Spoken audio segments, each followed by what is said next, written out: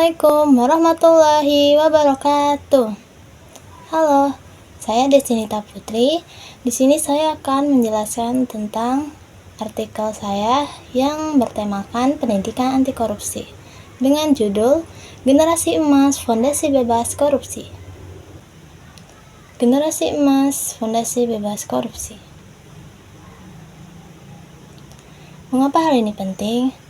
Nah, jadi kita ibaratkan sebagai bangunan yang megah dan indah, yang besar juga.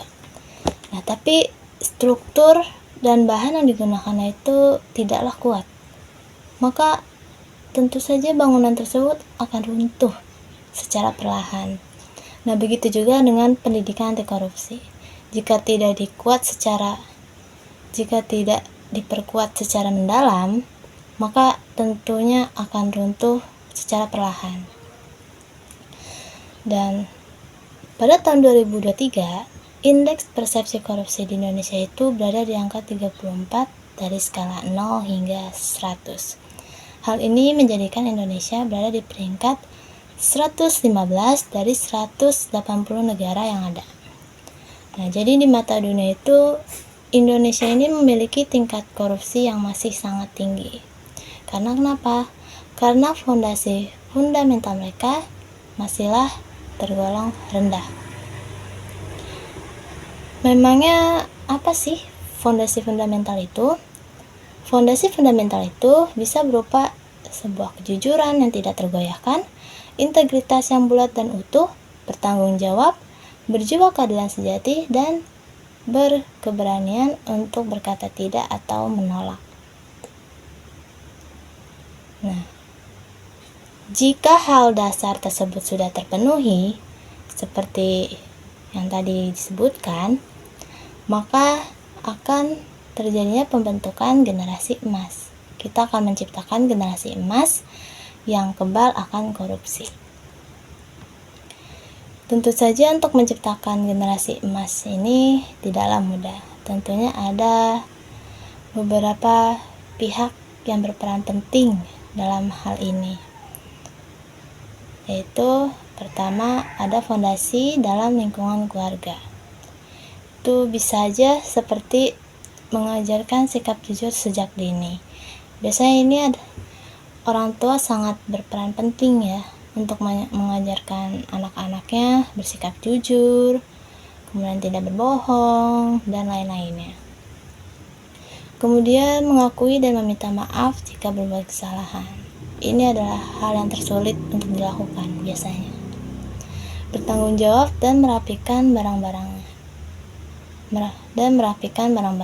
Jadi ini bertanggung jawab atas barang-barang yang ia miliki. Kemudian ada fondasi dalam lingkungan pendidikan. Itu bisa mengadakan kurikulum pendidikan anti korupsi, melakukan diskusi tentang praktik korupsi bagi masyarakat, kemudian menerapkan kantin kejujuran. Nah, di sini kita bisa mengetes kejujuran setiap siswa. Kemudian ada fondasi dalam lingkungan pemerintah atau masyarakat. Ini bisa berani menolak segala bentuk kecurangan, ya seperti KKN ya. Korupsi, kolusi, dan nepotisme, hal seperti itu. Kemudian bertindak dengan adil kepada siapapun, tidak memihak salah satu pihak, dan menaati kebijakan dan peraturan yang ada.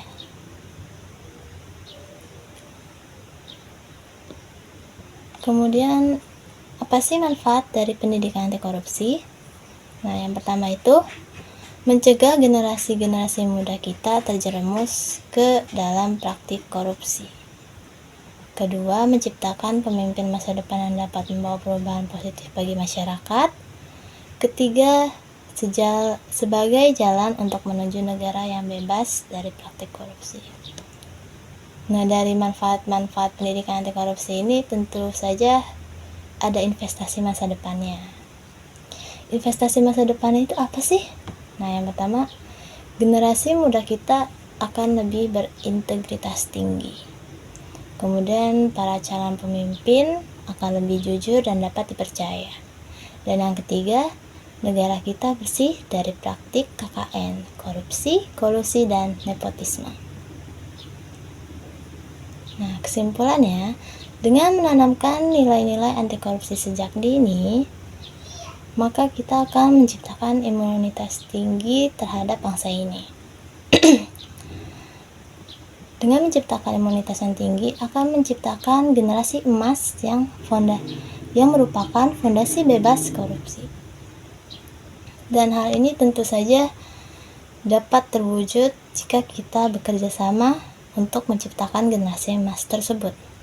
Karena masa depan gemilang bangsa ada di tangan kita dan kita memiliki peran penting dalam pembentukannya.